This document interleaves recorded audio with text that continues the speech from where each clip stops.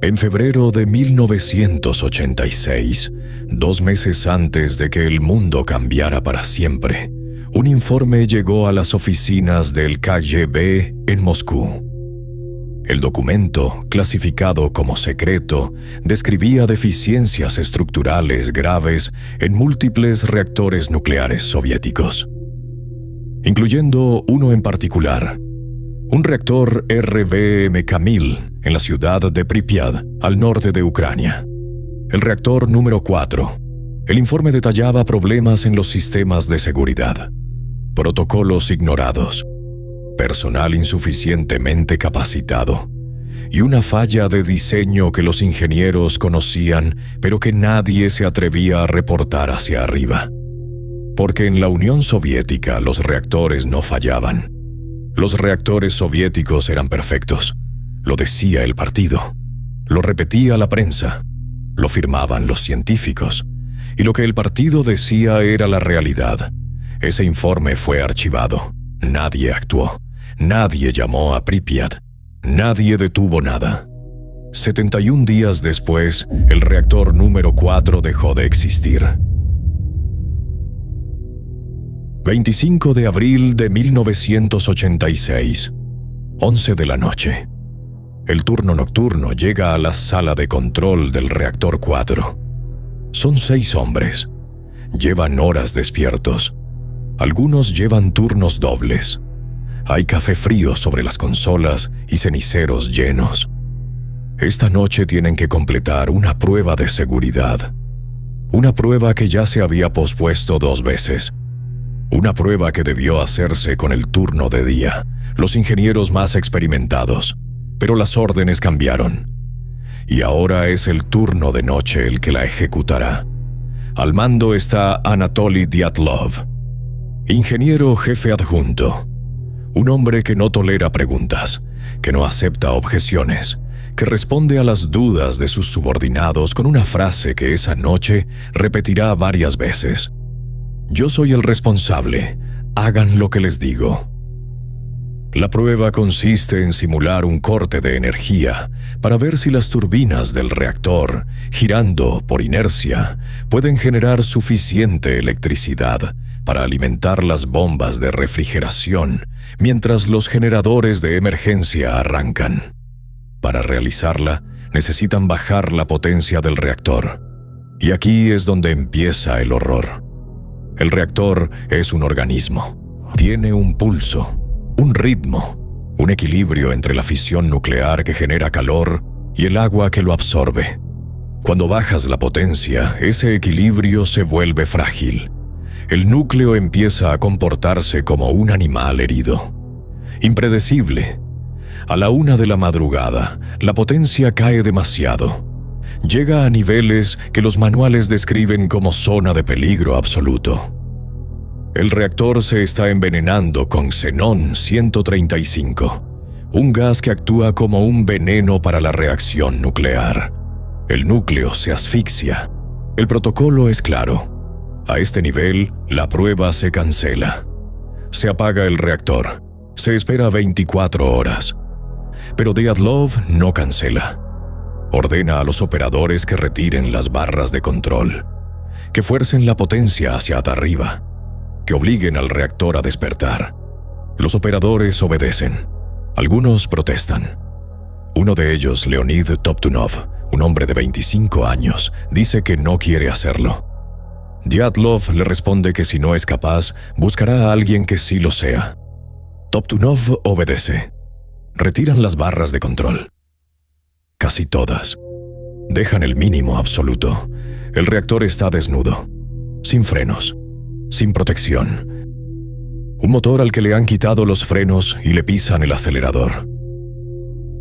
A la 1:23 de la madrugada con 40 segundos, alguien en la sala de control presiona el botón AZ5. Es el botón de emergencia. El último recurso. El que inserta todas las barras de control de golpe para apagar el reactor. Pero lo que nadie en esa sala sabe, lo que el informe del KGB advirtió y nadie leyó, es que las barras de control del reactor RBMK tienen un defecto de diseño. Las puntas de las barras están hechas de grafito, y el grafito, al entrar primero en el núcleo, no frena la reacción, la acelera. Durante 3 segundos, el reactor número 4 alcanza una potencia 100 veces superior a su máximo operativo. El núcleo no explota con un estruendo. No hay una bola de fuego cinematográfica. Lo que ocurre es peor. La tapa del reactor, una estructura circular de 1000 toneladas de peso, salta. El edificio se abre y una columna de material radioactivo asciende hacia el cielo nocturno de Ucrania. Son las 1:23 de la madrugada del 26 de abril de 1986. Y en este momento, nadie en Moscú lo sabe. Pero la verdadera tragedia no fue la explosión, no fue la radiación, no fue el fuego que ardió durante días. La verdadera tragedia fue la orden que se dio en Moscú 48 horas después. Pero la situación no estaba bajo control, ni remotamente, porque mientras los bomberos morían en la superficie, mientras los niños jugaban con ceniza en las calles de Pripyat, mientras Moscú cortaba líneas telefónicas y censuraba médicos, algo estaba ocurriendo en los sótanos del reactor número 4. Debajo de lo que quedaba del núcleo, una masa incandescente de uranio, grafito y acero fundido que los científicos llamarían después el pie de elefante. El suelo de concreto se estaba derritiendo, y debajo de ese suelo había una piscina. Miles de metros cúbicos de agua usada para el sistema de refrigeración del reactor. Si la masa fundida del núcleo atravesaba el suelo y tocaba esa agua, la explosión de vapor resultante habría sido equivalente a una bomba termonuclear. La nube radioactiva habría cubierto media Europa. Kiev, Minsk, Varsovia, Berlín, todas contaminadas, inhabitables durante siglos. Y esa masa fundida estaba descendiendo, centímetro a centímetro, hora tras hora, derritiendo todo a su paso. Para detenerla, alguien tenía que bajar a esos sótanos inundados, en completa oscuridad, con el agua hasta la cintura, y abrir unas válvulas de drenaje. 3 hombres se ofrecieron como voluntarios. Sabían que no iban a volver. La orden llegó desde Moscú antes del amanecer. No fue una orden de evacuación. No fue una orden de ayuda. Fue una orden de silencio. Las líneas telefónicas de larga distancia de Pripyat fueron cortadas. Los operadores de las centrales telefónicas recibieron instrucciones directas. Ninguna llamada sale de la ciudad. Ninguna. Los hospitales locales recibieron la indicación de registrar los casos de radiación como infecciones respiratorias agudas. Los médicos que cuestionaron la orden fueron advertidos de que estaban cometiendo un acto contra el Estado. Y a la población de Pripyat, 49,000 personas que dormían a menos de 3 kilómetros de un reactor nuclear abierto, no se le dijo nada. Hay que entender por qué. El 1 de mayo estaba a 5 días. La celebración más importante del calendario soviético. El desfile, los discursos, la demostración de poder ante el mundo. Un accidente nuclear no podía existir. No esa semana. No en la Unión Soviética, así que la nube radioactiva siguió subiendo. Y la gente de Pripyat siguió durmiendo. Al amanecer del 26 de abril, los niños de Pripyat salieron a jugar. Algunos fueron a la escuela. Otros se subieron a los techos de los edificios de apartamentos porque desde ahí se podía ver un resplandor azulado sobre la central. Un brillo que nunca habían visto. Un brillo que les pareció hermoso. Ese brillo era el núcleo expuesto del reactor, emitiendo radiación ionizante directamente a la atmósfera.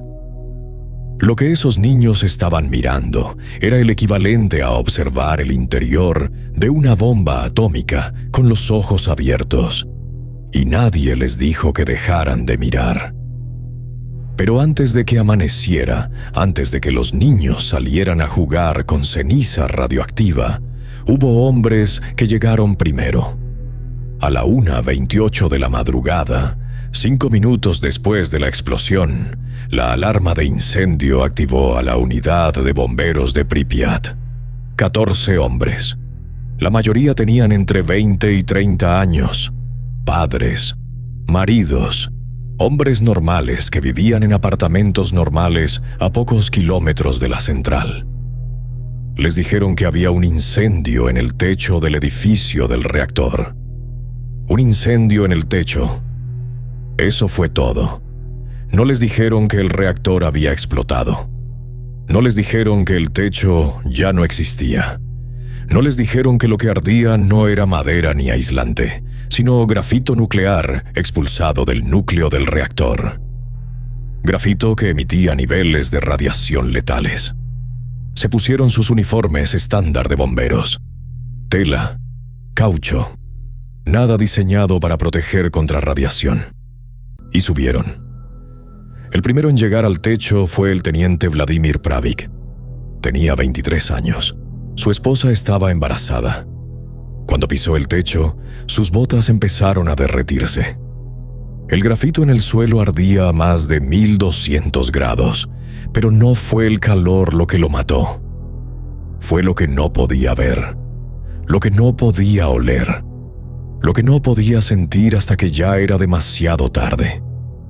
En los primeros minutos, Pravik y sus hombres notaron un sabor metálico en la boca, como si estuvieran chupando una moneda de cobre. Ese sabor es el primer síntoma de exposición a radiación extrema. Es el sabor de tus propias células descomponiéndose. Después vino el hormigueo en la piel. Luego una sensación de calor en el rostro que no tenía nada que ver con el fuego. Sus caras empezaron a enrojecerse. En minutos, como una quemadura solar instantánea. Los médicos lo llamarían después bronceado nuclear.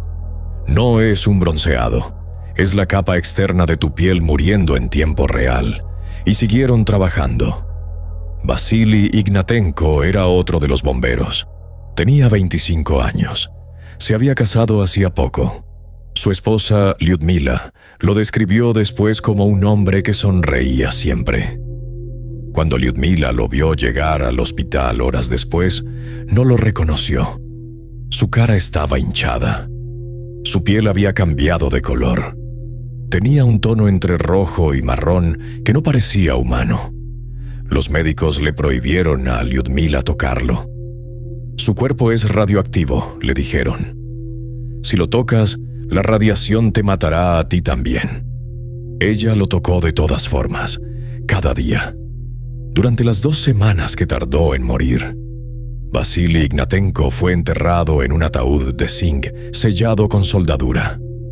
El ataúd fue envuelto en plástico y fue sepultado bajo una capa de concreto, porque su cuerpo seguía siendo radioactivo, incluso muerto. De los 14 bomberos que llegaron esa noche, 6 murieron en las semanas siguientes, todos en el hospital número 6 de Moscú. Todos con el mismo patrón. La piel se les desprendía del cuerpo. Los órganos fallaban uno por uno. La médula ósea dejaba de producir células sanguíneas. Murieron por dentro, lentamente. Y mientras agonizaban en camas de hospital, el gobierno soviético seguía repitiendo la misma frase. La situación está bajo control, pero el problema no había terminado. Habían evitado la segunda explosión. Habían drenado el agua. Pero la masa fundida seguía existiendo. Seguía descendiendo. Seguía quemando todo lo que tocaba. Meses después, cuando los primeros equipos de reconocimiento lograron enviar cámaras a las entrañas del reactor destruido, encontraron algo que no tenía nombre.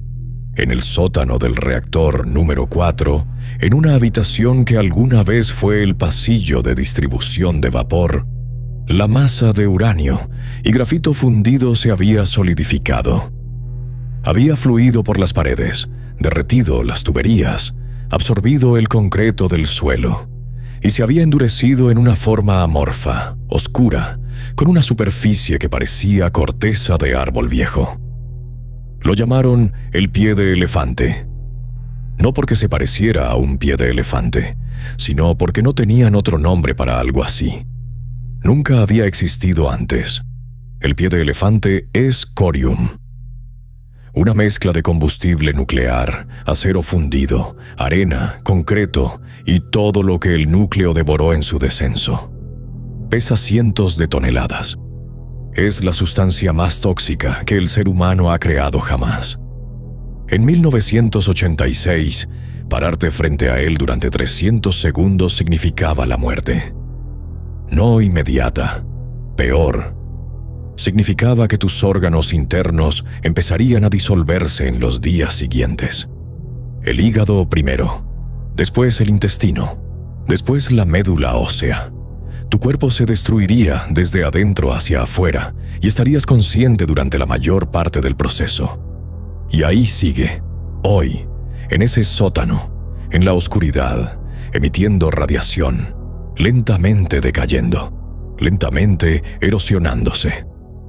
Los científicos estiman que seguirá siendo letal durante los próximos 20.000 años. Un tumor de piedra radioactiva latiendo en silencio bajo los escombros de un error humano. Pero en 1986, el pie de elefante era un problema futuro. El problema inmediato estaba arriba. El techo del reactor 3, el edificio contiguo al reactor destruido, estaba cubierto de fragmentos de grafito radioactivo expulsados por la explosión. Mientras esos fragmentos siguieran ahí, la radiación seguiría emanando. El reactor 4 no podía sellarse hasta que el techo se limpiara. Los soviéticos enviaron robots, máquinas de control remoto fabricadas en Alemania y Japón, diseñadas para operar en ambientes hostiles. Los robots duraron minutos. La radiación destruía sus circuitos, freía sus placas electrónicas. Las máquinas más avanzadas del mundo entraban al techo del reactor y se convertían en chatarra antes de completar una sola tarea. Las máquinas no podían hacerlo. Así que los soviéticos recurrieron a la única máquina que no podían rechazar una orden directa. La más barata, la más prescindible, la que se podía reemplazar con una llamada telefónica a cualquier cuartel militar del país. El ser humano, Alexei Ananenko, Valery Bespalov, Boris Baranov. 3 nombres que casi nadie conoce. 3 hombres que evitaron que media Europa se convirtiera en una zona muerta. La misión era simple de explicar e imposible de ejecutar. Debajo del reactor destruido, una piscina de contención almacenaba miles de metros cúbicos de agua. Sobre ella, abriéndose paso como lava a través de mantequilla, la masa fundida del núcleo descendía. Uranio, grafito, circonio, acero. Todo mezclado a más de 1200 grados en una pasta incandescente que no obedecía a ningún protocolo ni respondía a ninguna orden. Si tocaba el agua, la explosión de vapor habría expulsado el contenido radioactivo restante del reactor con una fuerza equivalente a varias megatones. La nube habría alcanzado Kiev en horas, Varsovia en días, Berlín antes de que terminara la semana. Para evitarlo, alguien tenía que bajar a los sótanos, caminar a través de agua contaminada, encontrar las válvulas de drenaje en la oscuridad y abrirlas manualmente. Ananenko conocía la ubicación de las válvulas. Era ingeniero de la planta. Bespalov era un compañero que se ofreció a acompañarlo. Baranov iría adelante con la linterna. Los 3 sabían lo que significaba bajar. Los niveles de radiación en esos sótanos eran tan altos que los dosímetros convencionales no podían medirlos. Simplemente dejaban de funcionar. Se pusieron trajes de neopreno. No protegían contra la radiación, solo contra el agua. Les dieron linternas y dosímetros que probablemente no servirían de nada. Y bajaron. Lo primero fue la oscuridad. Absoluta. Las linternas apenas cortaban 1 metro de visibilidad en un espacio donde la humedad y el polvo radioactivo flotaban como niebla. El agua les llegaba a las rodillas primero, después a la cintura, después al pecho. Agua negra, tibia, contaminada con niveles de estroncio 90, cesio 137 y plutonio que convertían cada paso en una sentencia. Lo segundo fue el sonido, o más bien, la ausencia de sonido. No había nada excepto sus propias respiraciones dentro de las máscaras, el chapoteo de sus pasos y el clic intermitente de los dosímetros. Cada clic significaba una partícula radioactiva atravesando sus cuerpos. Al principio los clics eran espaciados. Después se convirtieron en un zumbido continuo. Cuando un dosímetro deja de hacer clics individuales y emite un sonido constante, ya no estás recibiendo radiación. Estás sumergido en ella. No sabemos cuánto tiempo estuvieron ahí abajo. Los reportes oficiales dicen que fueron minutos.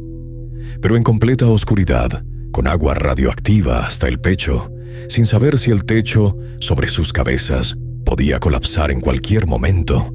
Cada segundo tiene el peso de 1 hora. Baranov iba adelante con la linterna. En algún momento la linterna empezó a fallar. La radiación estaba destruyendo los componentes electrónicos. La luz parpadeaba, se apagaba, volvía. Ananenko encontró las válvulas. Las abrieron. El agua empezó a drenar. Lentamente. El nivel bajaba centímetro a centímetro, mientras la masa fundida seguía descendiendo metro a metro. Fue una carrera entre el agua vaciándose y el núcleo derritiéndose. El agua ganó. Los 3 hombres salieron de los sótanos. Caminaron con sus propios pies. Se quitaron los trajes empapados. Fueron llevados a evaluación médica. La versión popular dice que murieron días después. La realidad documentada es más compleja. Ananenko y Bespalov sobrevivieron. Baranov murió años después de un paro cardíaco. Pero los 3 absorbieron dosis de radiación que ningún ser humano debería absorber. Lo que les ocurrió a sus cuerpos en los meses y años siguientes fue algo que la ciencia apenas podía medir. Salvaron a Europa. Y Europa ni siquiera supo sus nombres. Habían drenado los sótanos. Habían limpiado el techo. Habían evacuado a la gente. Habían matado a los animales. Habían enterrado bosques enteros bajo tierra con excavadoras. Habían sacrificado hombres como si fueran piezas desechables de una máquina. Solo quedaba una cosa por hacer: encerrar el reactor 4. Construir una tumba a su alrededor. Una estructura de acero y concreto lo suficientemente masiva para contener la radiación durante los próximos 100 años. La llamaron el sarcófago. Y durante 6 meses, 200.000 hombres la construyeron, trabajando en turnos de segundos, vertiendo concreto sobre un cadáver nuclear que seguía ardiendo. Terminaron en noviembre de 1986. Celebraron como si hubieran ganado una guerra, pero había un problema que nadie quería mencionar. Las tumbas de concreto también envejecen, se agrietan, se filtran, se derrumban, y lo que está dentro de esa tumba no envejece, no se debilita, no se descompone a la velocidad humana. El pie de elefante seguirá siendo letal durante 20.000 años. El sarcófago fue diseñado para durar 30. Los llamaron biorobots. No fue un nombre que eligieron ellos. Fue el nombre que el ejército soviético puso en los documentos oficiales. Porque en los reportes que se enviaban a Moscú no podía aparecer la palabra soldado, ni voluntario, ni ser humano. Las máquinas habían fracasado y el gobierno había prometido que las máquinas eran suficientes.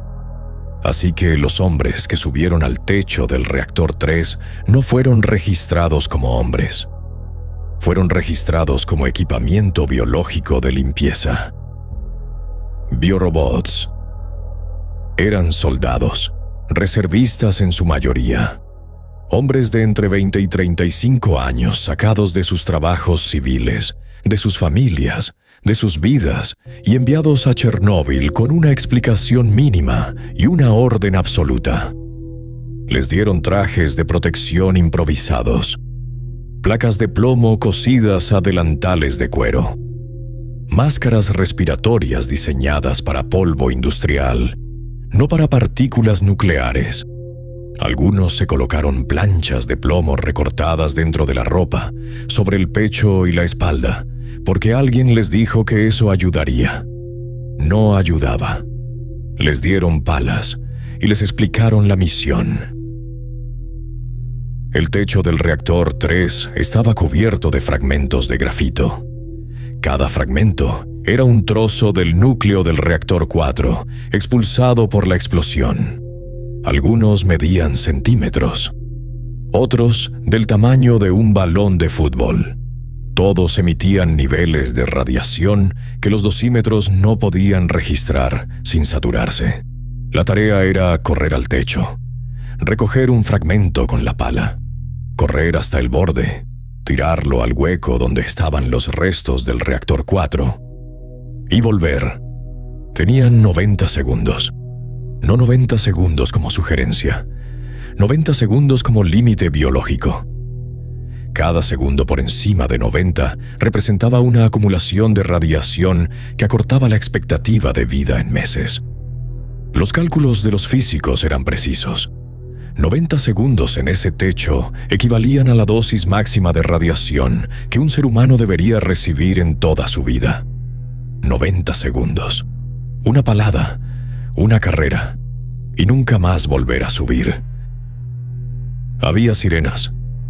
Cuando un biorobot salía a la puerta que daba al techo, sonaba una sirena. Era la señal de inicio. Corría, cavaba, levantaba, tiraba y corría de vuelta. Cuando la sirena sonaba de nuevo, el tiempo había terminado. Si no estabas de vuelta, alguien te iba a buscar.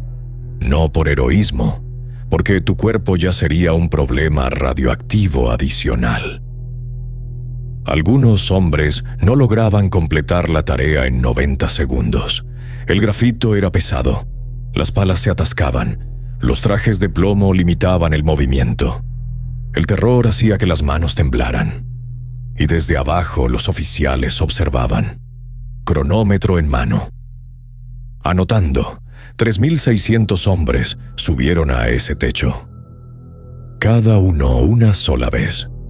90 segundos cada uno. Pala tras pala, fragmento tras fragmento, turno tras turno, limpiaron el techo del reactor 3.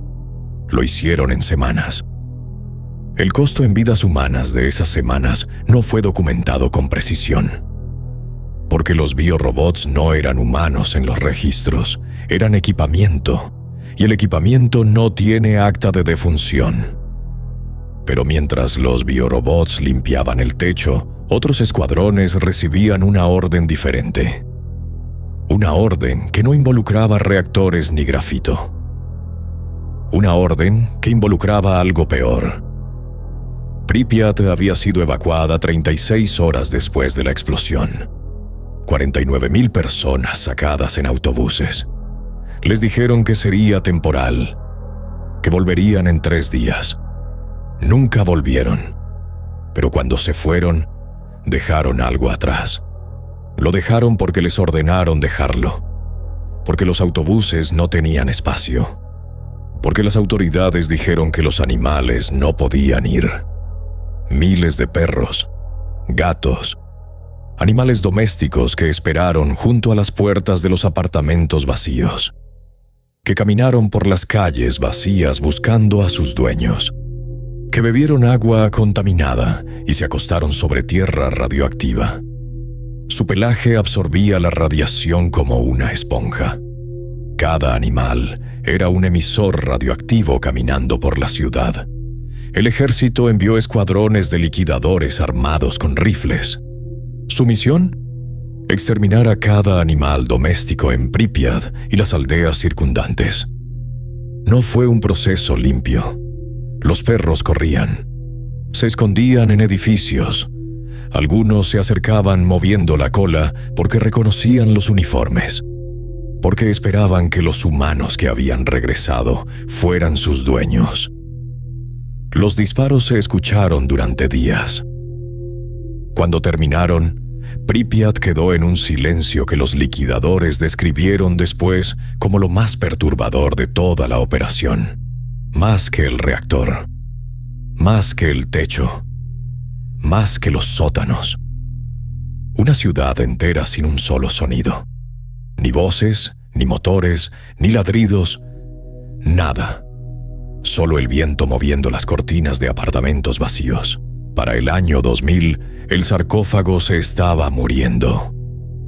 La estructura que 200.000 hombres construyeron en 6 meses, vertiendo concreto sobre un reactor que aún ardía, trabajando en turnos de segundos, absorbiendo radiación con cada respiración, había cumplido su fecha de vencimiento. Las grietas aparecieron primero, pequeñas, después no tan pequeñas. El concreto se había vertido sobre superficies irregulares, sobre escombros, sobre metal retorcido. Nunca fue un sello perfecto. Fue un parche de emergencia hecho por hombres que morían mientras lo construían. El agua de lluvia se filtraba al interior. Arrastraba partículas radioactivas al suelo, a los ríos subterráneos, al agua que eventualmente llegaba al Dnieper, al grifo de alguien en Kiev. Los ingenieros calcularon que un colapso parcial del sarcófago levantaría una nube de polvo radioactivo que contaminaría la zona durante generaciones adicionales. No una explosión, algo peor, un derrumbe lento, un sangrado constante. El mundo necesitaba otra solución. En 2016, 30 años después del desastre, una estructura de acero se deslizó sobre los restos del reactor 4. La llamaron el nuevo confinamiento seguro. El arco más grande jamás construido por el ser humano. 108 metros de alto, 257 metros de ancho, más de 30.000 toneladas de acero. Costó 1.500 millones de euros. Financiado por 45 países, tardó 9 años en construirse. Se ensambló a distancia y se deslizó sobre rieles hasta cubrir el sarcófago original, como una segunda piel. Desde afuera es impresionante, plateado, moderno, parece una catedral tecnológica, un monumento al ingenio humano. Pero no es una cura, es un vendaje, otro más grande, más caro, más brillante, pero un vendaje. Debajo de esa cúpula reluciente, el sarcófago original sigue agrietado. Debajo del sarcófago, los escombros del reactor 4 siguen exactamente donde cayeron en 1986. Y debajo de los escombros, en un sótano que ningún ser humano puede visitar sin morir, el pie de elefante sigue emitiendo calor. El nuevo confinamiento seguro fue diseñado para durar 100 años. El pie de elefante necesita 20.000. Chernóbil no fue un accidente. Fue una consecuencia.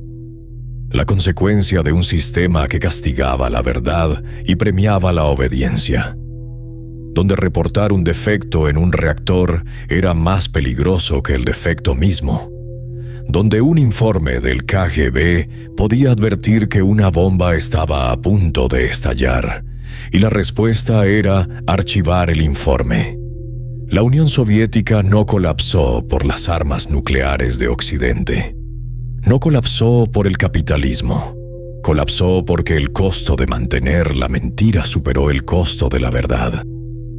Y Chernóbil fue el momento en que la factura llegó. El estroncio 90 tiene una vida media de 29 años. El cesio 137, 30. El plutonio 239, 24.000. Pero la burocracia que causó Chernóbil no tiene vida media. No decae, no se degrada. Existe en cada gobierno, en cada institución, en cada sistema donde decir la verdad es más costoso que mantener el silencio. Chernóbil no fue un evento soviético, fue un evento humano. Hoy Pripyat sigue vacía. Los árboles crecen a través de los pisos de las escuelas. Los lobos caminan por las avenidas. La noria del parque de diversiones, la que nunca llegó a inaugurarse porque el desastre ocurrió 5 días antes de la apertura, sigue de pie, oxidada, inmóvil. Y debajo de la cúpula de acero, en la oscuridad permanente, a una temperatura que no ha bajado en 40 años, el reactor número 4 espera. No espera nada en particular, solo espera. Y nosotros eventualmente olvidaremos que está ahí. Pero él no va a olvidarnos a nosotros.